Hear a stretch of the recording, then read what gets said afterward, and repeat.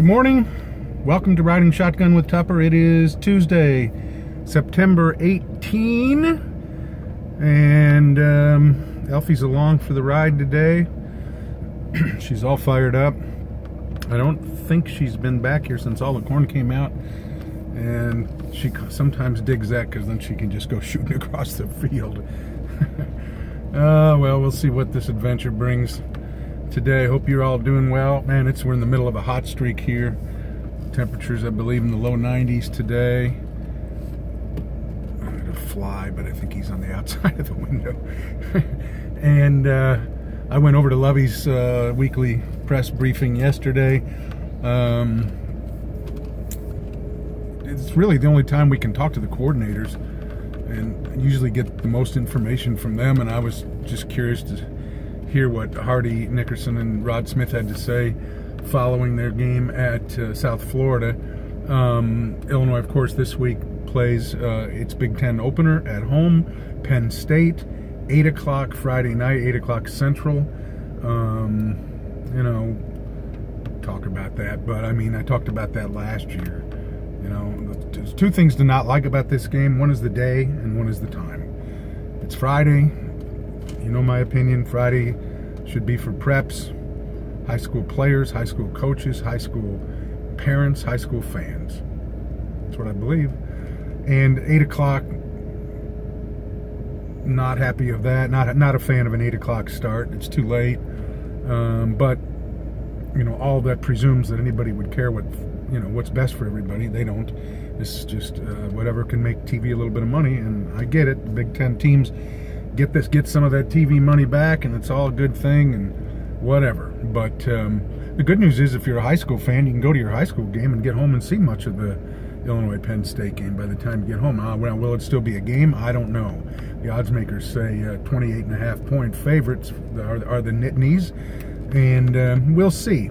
But that game up at Soldier Field was interesting, and I'm kind of I'm not surprised. I mean, the reaction always is interesting to me, and I've come to accept the fact that we live in a world where people want executions pretty immediately. And some of the comments about the bitterness of this loss, and I'm like, really? I mean, hey, were there things that didn't go as well? Were there mistakes made? Yes. Listen, let's understand one thing right now.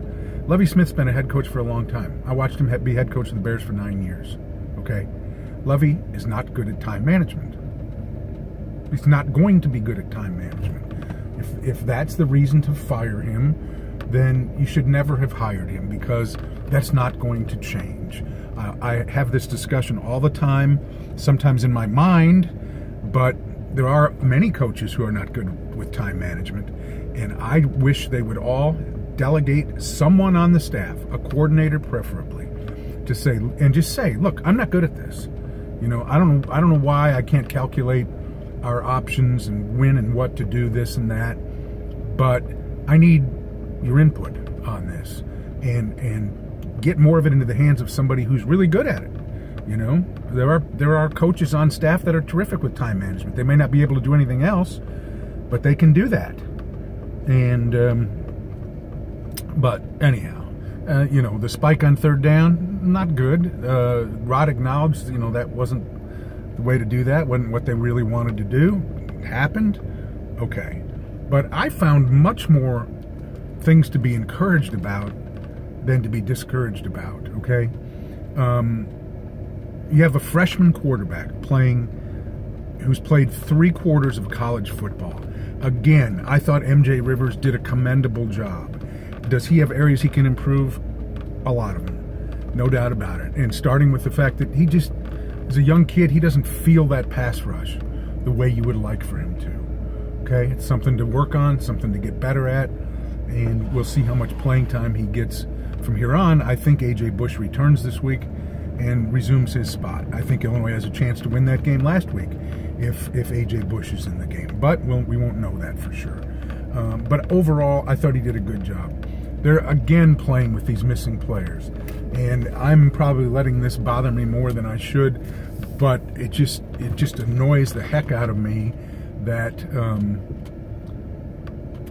that these suspensions have really hurt this team and really cut short their teammates and coaches and fans, because I have to believe that if Bennett Williams was out there, if Lewis Dorsey was out there, if Nate Hobbs was out there, they also have a better chance to win this game, and in fact maybe do win this game, because they're playing South Florida on a day when South Florida is trying to give you enough opportunities between the penalties they incurred, I believe 14 of them, and the worst kicking game I have ever seen. And yet at the end of the day, that's another 600 yards that they rang up on the Illinois defense. That's not good. And they win the game, what was it, 25-19? But was Illinois ready to compete in this game? Yes. And they didn't have another super slow start. They started better.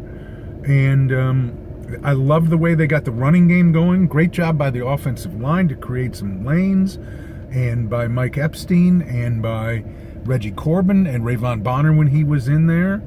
Although clearly Rayvon was getting more playing time under the previous offensive coordinator, but it's hard to argue with what Mike Epstein and Reggie Corbin are doing. They're getting you yardage in chunks, and so I was really happy with that, and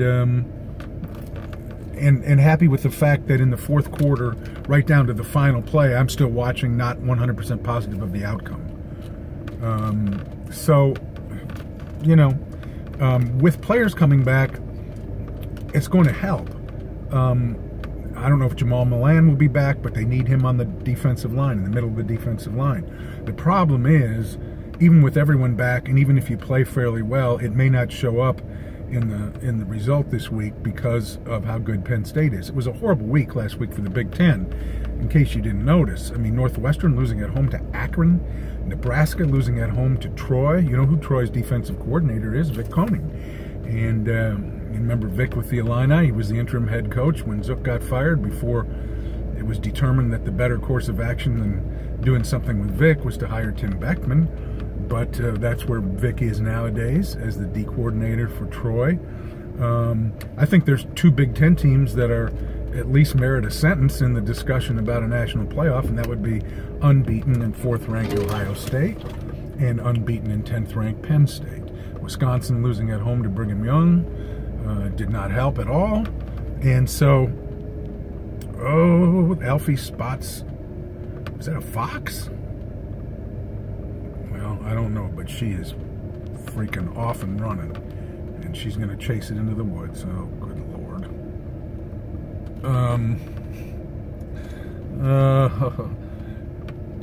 Oh, I don't want to get out and go after her. Oh, she's coming back. Come on, Alf.